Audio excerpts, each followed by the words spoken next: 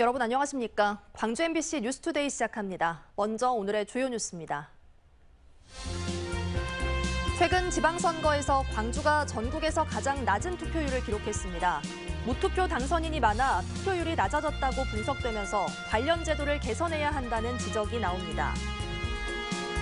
지난 선거 과정에서 후보 간 비방과 고소 고발이 난무해 지역 민심이 균열됐다는 비판이 나옵니다. 민선 8기의 첫 번째 과제로 통합의 리더십이 떠올랐습니다. 광주시 의회 의원으로 당선된 민주당 정다은 당선인에게 청년 정치인으로서의 계획과 포부를 직접 들어봅니다. 관광철을 앞둔 신안군 홍도에 괭생이 모자반이 밀려들면서 우려가 커지고 있습니다. 6일 지방선거가 끝났지만 후유증은 여전합니다. 선거 내내 잡음이 끊이지 않았고 무투표 당선자가 대거 나오면서 광주는 전국에서 가장 낮은 투표율을 보였는데요. 무투표 당선에 대한 제도 개선이 필요하다는 목소리도 나옵니다. 김영창 기자의 보도입니다. 선거 초반 공천 잡음을 시작해 막판으로 갈수록 각종 비리 의혹까지. 선거 내내 후보들의 잇따른 논란에 유권자들의 피로감만 쌓였고 결국 우려가 현실이 됐습니다. 이번 지방선거에서 광주는 전국에서 가장 낮은 투표율을 보였습니다. 지난 대선 투표율에 비하면 절반 가까이 떨어진 겁니다. 강기정 광주시장 당선인은 낮은 투표율에 반성의 목소리를 냈습니다. 37.1%라는 가장 낮은 투표율은 회초리였다고 생각하고 광주 시민들이 민주당을 사랑하는 지혜였다 이렇게 생각해 봅니다. 유권자 선택이 없는 무투표 당선도 낮은 투표율에 한몫했습니다. 광주 전남 당선인 431명 중 무투표 당선인은 63명. 유권자들이 투표권을 뺏긴 것은 물론 민심보단 정당 윗선에 충성 경쟁만 한다는 지적도 나옵니다. 이 때문에 무투표 당선에 대해선 제도 개선이 시급하다는 목소리도 나옵니다. 무투표 당선자와 실제로 참정권을 갖고 있는 지역민이 이제 소통하고 그 무투표 당선자에 대한 최소한의 판단은 좀 할 수 있게끔 하는 기회를 마련해야 된다.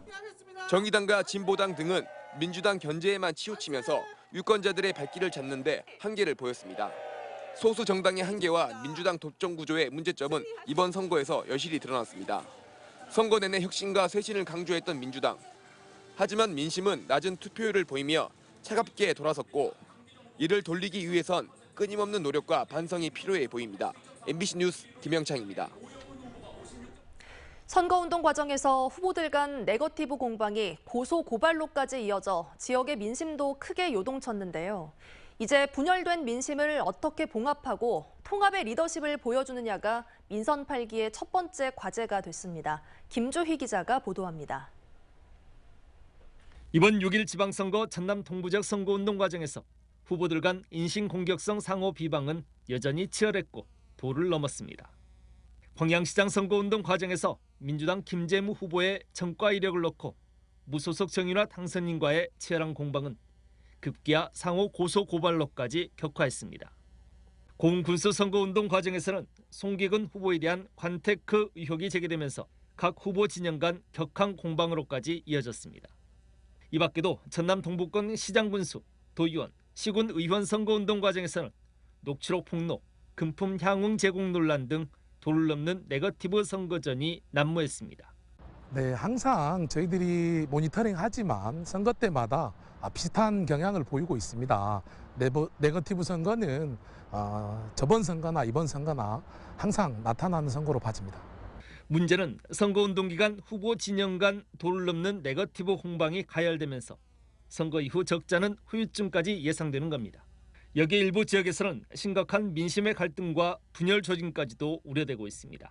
선거 과정 속에서 수많은 고소 고발이라든가 지나친 좀 경쟁이 과열되면서 자칫 좀 시민들의 분열까지도 오히려 통합의 정치가 아니라 분열의 정치로 갈 확률이 높은데요. 낯뜨거운 상호 비방과 음해, 네거티브로 얼룩져버린 6.1 지방선거. 풀뿌리 지방자치, 민주주의의 꽃, 시 국민들의 축제로 승화시켜 치러낼 수 있도록 하겠다는 지역 출마 후보들의 다짐은 결국 헛고에 그쳤습니다.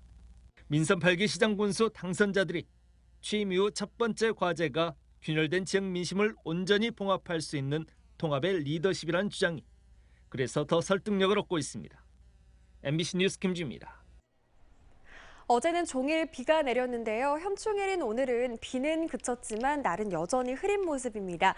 현재 하늘 모습 보시면 구름이 가득 끼어 있는 모습입니다. 오늘은 종일 이렇게 구름 많은 날씨가 이어지겠습니다. 오늘 기압골로 인한 비는 내리지 않겠지만 대기 불안정으로 인한 갑작스러운 소나기가 쏟아질 수 있겠습니다. 대기 상층에서는 찬 공기가 남아하겠고 대기 하층에서는 습도가 높은 공기가 모이면서 비가 내린다면 전남 동부 지역을 중심으로 최고 20mm가량의 소나기가 내리겠고요. 일부 지역에서는 우박이 떨어질 가능성도 있어서 주의하셔야겠습니다. 어제는 비가 내리면서 기온도 크게 내림세를 보였는데요. 오늘 다시 기온이 오르겠습니다. 광주의 아침 기온 16도 안팎으로 어제와 비슷하게 출발했고요. 한낮 기온은 26도로 어제보다 6도가량 높은 기온 보이겠습니다. 날씨 정보였습니다. 지난 4일 광주와 전남 지역에서 616명이 코로나19에 감염됐습니다. 방역당국에 따르면 지난 4일 광주에서 262명, 전남 전체 시군 가운데 20개 시군에서 354명이 코로나19 확진 판정을 받았습니다. 최근 광주 전남 1일 확진자 수는 1,000명 이하로 떨어지는 등 코로나19 유행이 진정 국면에 접어들었습니다. 방역당국은 6월 말부터 확진자들의 격리 의무를 해제할지 검토 중입니다.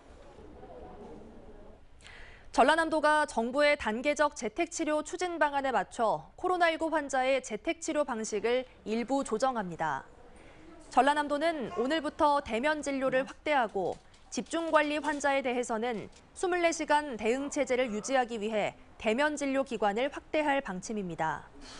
또 집중관리군 모니터링 횟수를 하루 2회에서 1회로 축소하고 격리 기간 비대면으로 이루어지는 진료를 대면 진료 체계로 전환할 계획입니다. 무안에서 동학농민혁명을 주도했던 김흥문 선생의 두상 유골이 128년 만에 발견됐습니다. 전남대학교 주최로 열린 동학농민혁명 기념 세미나에서 두상 유골 발견 사실이 공개됐는데 김 선생의 유골은 후손인 김성황 전 동학농민혁명 유족회장이 가족묘를 조성하기 위해 묘소를 옮기는 도중 나왔고 김 선생의 일가족 4명의 유해도 함께 발견됐습니다. 전남대학교 공과대학 교수 A씨가 감봉 징계 처분에 불복해 총장을 상대로 제기한 행정소송 항소심에서 승소했습니다. A씨는 지난 2019년 학과장 재직 당시 소속 교수에 대한 허위사실 유포, 학과장 직무 범위를 넘은 학과 내부 규정 제정 추진 등을 이유로 징계위원회에 회부돼 이듬해 감봉 2개월의 징계 처분을 받았습니다. 재판부는 징계 사유 4가지 가운데 3가지가 인정되지 않고 징계 자체가 위법하다며 전남대 총장이 A씨에게 내린 감봉 처분을 취소한다고 판시했습니다. 광주시 소방안전본부가 내일까지 3차례에 걸쳐 여름철 순환사고에 대비한 인명구조훈련을 실시합니다.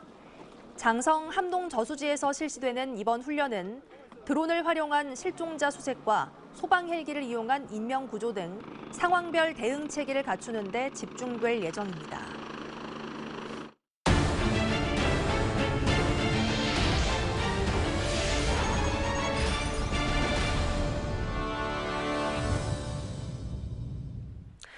중국발 괭생이 모자반이 밀려들면서 국립공원 신안군 홍도가 몸살을 앓고 있습니다. 유입 시기와 양을 가늠할 수도 없어 치우는 것 말고는 대책도 없습니다. 보도에 양현승 기자입니다. 신안군 홍도 앞바다입니다. 커다란 집게로 바다에 떠있는 갈색빛 해조류를 쉴 새 없이 집어 올립니다. 서해의 불청객, 중국발 괭생이 모자반입니다. 조류를 따라 넘실대며 밀물에는 바다 위를 덮고 썰물에는 해안가에 쌓여가고 있습니다. 현재까지 유입된 것만 100톤 이상으로 추정되고 있습니다. 마대에다 담아서 지금 야적을 해서 그 목포에서 그 수거 배가 와서 수거를 해간다니까 지금 계속 작업을 하고 있거든요. 괭생이 모자반의 근원지는 동중국해 연안. 동중국해와 한반도 서해 사이에 해류와 북서 계절풍을 타고 유입되는 것으로 수산당국은 보고 있습니다. 통상 겨울철에 서해를 뒤덮은 뒤 수온이 오르는 3월부터는 소강 상태를 보였지만 올해는 6월에 접어든 현 시점까지도 기승을 부리고 있습니다. 유입 시점을 딱히 예상할 수도 없어 발견되면 수거하는 것 이외에는 뾰족한 대책이 없습니다. 국내에 출현한 2015년 이후 6년 동안 괭생이 모자반 수거에만 20억 원 이상의 예산이 쓰였습니다. 계속 왔다 갔다 하니까 바람 불면 나갔다가 또 들어갔다가 좀 해류 타고 올라갔다 내렸다 계속 그러니까 6월 말까지는 한번 저희 예상을 하고 있어요. 가뭄 속에 기온이 올라 괭생이 모자반의 부패가 시작되면 악취 발생이 불가피해 관광철을 앞둔 홍도의 시름이 깊어지고 있습니다. MBC 뉴스 양혜승입니다. 전라남도가 도내 가금 농가를 대상으로 맞춤형 방역 관리를 추진합니다.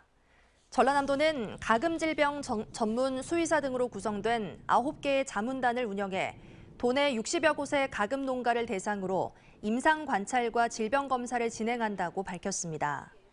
전라남도는 조류 인플루엔자 등으로 인한 가금류 피해를 막기 위해 질병 관리와 방역 강화가 어느 때보다 중요한 시기라며 농가들의 협조를 당부했습니다. 인구 소멸 지역인 농어촌을 회복하기 위한 지방소멸 대응기금 광역지원 계정 지원 사업이 본격 추진됩니다. 전라남도는 청년 유입을 늘려 농어촌 인구 구조를 회복하고 정주 여건을 개선하기 위해 청년 문화센터와 청년 공공임대주택을 짓는 등 12개 사업에 1,381억 원을 투입합니다. 또 공공산후조리원과 염전 노동자, 간호사, 기숙사 등 각종 생활기반시설도 건립할 예정입니다. 네, 이번 지방선거에서는 청년 정치인이 큰 폭으로 늘었습니다. 의회가 젊어진 만큼 기존과는 다른 새로운 시각이 기대되고 있는데요. 광주시 의원으로 활동하게 된 정다은 당선인에게 포부와 함께 계획을 들어보겠습니다. 안녕하십니까? 안녕하세요. 네, 먼저 당선 축하드립니다. 청년 정치인으로서 앞으로 어떤 역할을 하겠다라는 포부가 있으신지 말씀해 주시죠. 35살의 변호사로 일해온 제가 청년이라는 이름을 쓰기에는 조금 민망한 부분이 있습니다. 그럼에도 저를 청년 정치인이라고 불러주신다면 그 이름에 걸맞게 기존의 정치 지형이나 관행에 연연하지 않고 제가 가진 정의관념에 따라 당당하게 일하겠습니다. 네, 아무래도 이제 민주당 일색인 광주시 의회에서 민주당 시장을 잘 견제할 수 있을 것이냐라는 우려의 목소리도 나오는데요. 여기에 대한 견해는 어떠신가요? 시의회가 가진 기능들 중 시장을 비롯한 집행부를 견제하는 기능은 가장 본연의 것이라고 생각합니다. 그럼에도 시의원에게 시장을 잘 견제할 수 있겠느냐라는 우려를 갖는 점에 대해서 정치 신인인 저로서는 다소 공감할 수 없는 부분이 있기도 합니다. 저는 시장을 견제하는 기능을 포기하는 것은 시의원직을 포기하는 것과 같다라는 각오로 일하겠습니다.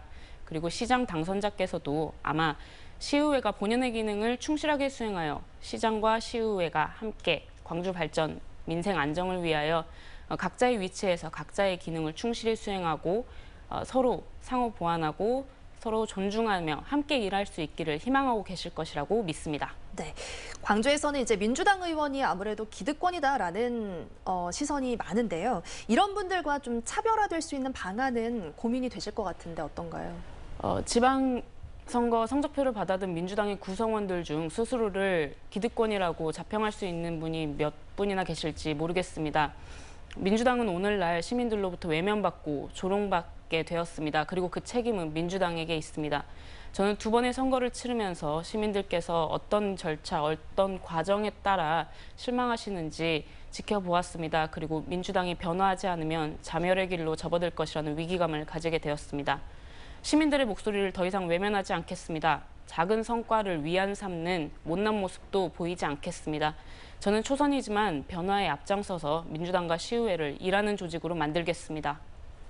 선거에 참여한 어떤 그 시민들께서는 앞으로 좀 현안들을 어떻게 해결할지라는 부분에 관심이 가실 텐데요. 가장 관심 있게 보고 계신 현안은 어떤 부분인가요?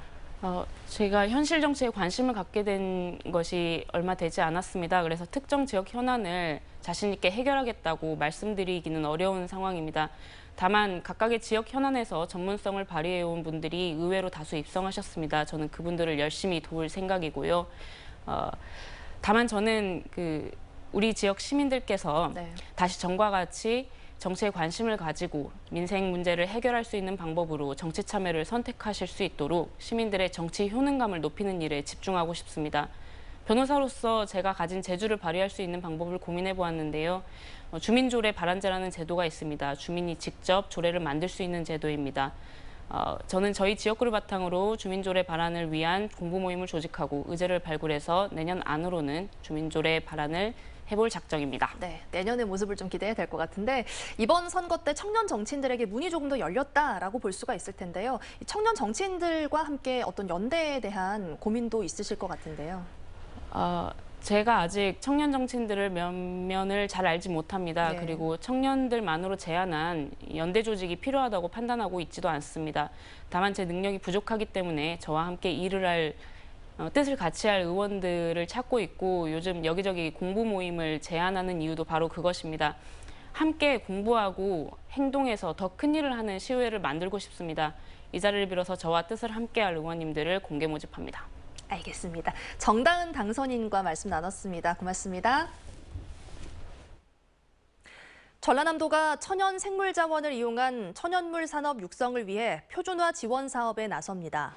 전라남도는 천연물이 화장품, 건강기능식품, 의약품 등 다양한 산업에 쓰이는 자연 원료지만 아직까지 정확히 표준화된 소재나 기준이 없어 일정한 규격인 천연 소재 전주기 표준화 지원 허브를 구축할 계획입니다. 어젠 종일 비가 내렸죠. 지금 대부분 비는 그쳤습니다만 날은 아직도 흐린 모습입니다. 하늘 모습 보시면 구름이 가득 끼어 있는데요. 오늘은 종일 이렇게 구름 많은 가운데 흐린 날씨가 이어질 전망입니다. 오늘은 어제처럼 기압골로 인한 비는 내리지 않겠지만 갑작스런 소나기가 쏟아질 수 있겠습니다.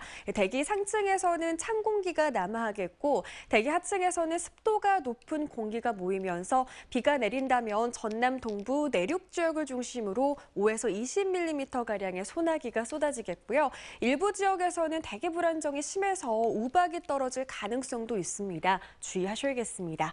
어제는 비가 내리면서 기온도 크게 내림세를 보였는데요. 오늘 다시 기온이 오르면서 평년 수준의 기온을 회복하겠습니다.